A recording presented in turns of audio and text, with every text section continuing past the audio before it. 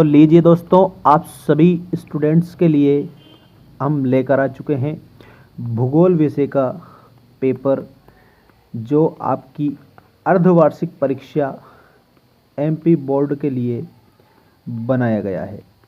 देख सकते हैं, इसमें आपको सभी क्वेश्चनों के जो आंसर है वो बताए जाएंगे। 12th वाले जितने भी हमारे स्टूडेंट्स हैं उनको हम बता दें कि प्लेलिस्ट बना दी है। प्लेलिस्ट को आप विजिट करके और वीडियोस देख सकते हैं। तो आज हम आपको ज्योग्राफी के क्वेश्चन आंसर बताएंगे अर्धवार्षिक परीक्षा के लिए। तो आइए स्टार्ट करते हैं पहले क्वेश्चन से।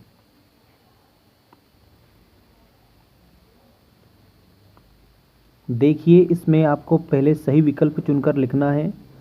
आर्थिक क्रियाओं को कितने भागों में बांटा गया है? तो जो आर्थिक क्रियाएं हैं उनको 4 भागों में बांटा गया है। तो आप ऑप्शन नंबर 4 करेक्ट करेंगे।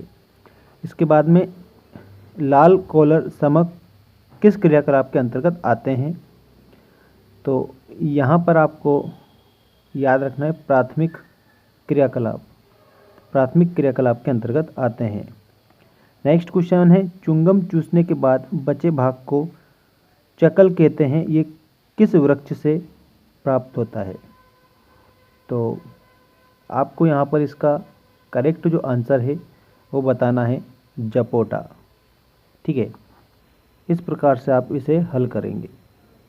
इसके बाद में नेक्स्ट क्वेश्चन देखेंगे, रेनडियर पाले जाते हैं।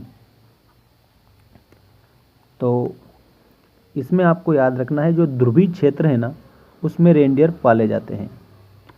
कॉफ़ी के बागानों को ब्राज़ील में कहा जाता है, मतलब जो कॉफ़ी के बागान हैं उन्हें ब्राज़ील में क्या कहा जाता है?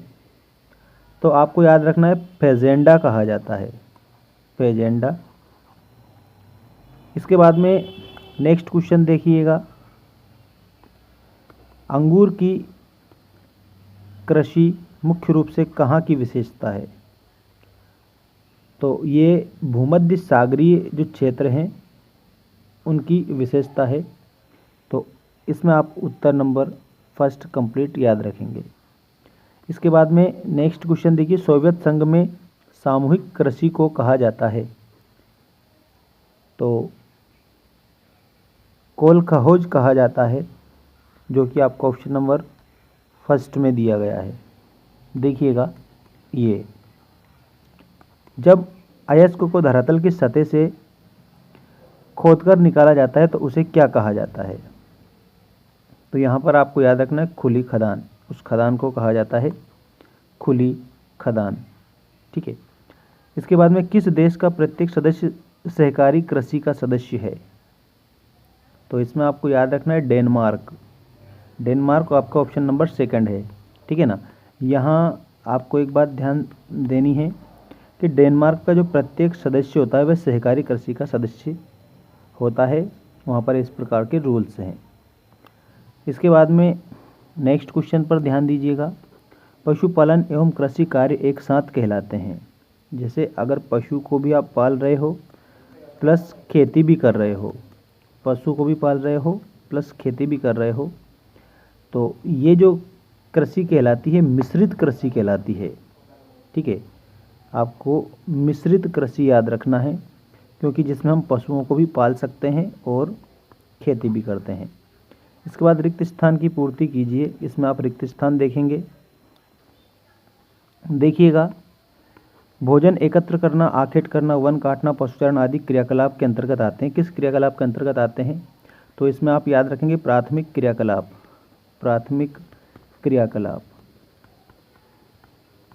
इस तरह से उत्तर देंगे।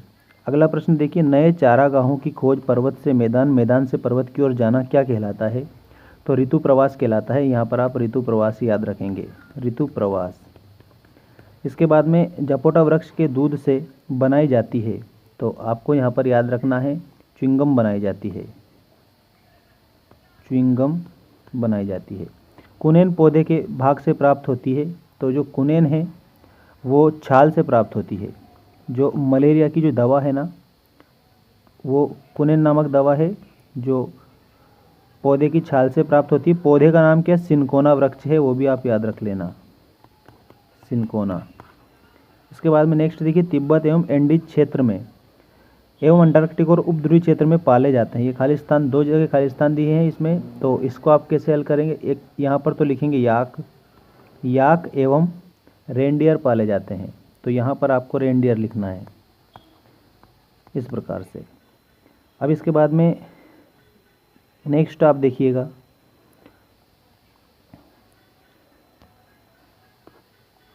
उष्णकटिबंधीय क्षेत्रों में चाय, कॉफ़ी, कोको, रबड़ कृषि के अंतर्गत आते हैं। मतलब उष्णकटिबंधीय जो क्षेत्र होते हैं उसमें चाय, कॉफ़ी और रबड़ ये किस में आते हैं?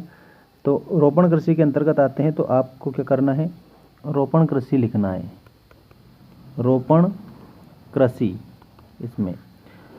और फेजेंडा के बागान देश में पाए जाते हैं, तो यहाँ पर आपको याद रखना है ब्राज़ील में पाए जाते हैं, ब्राज़ील।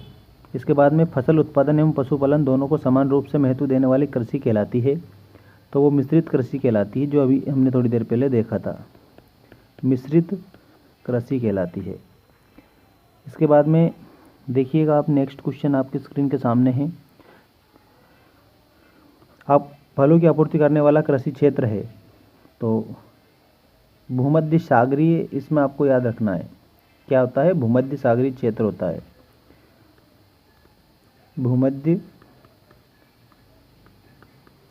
सागरीय, इस तरह से।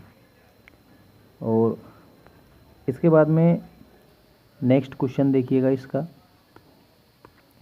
जब अयस्क धरातल के नीचे ज़्यादा गहराई में होता है तब उसे निकाला जाता है, तो याद रखना इसका आपका उत्तर आएगा कूप की खनन, कूप की खनन, कूप की खनन।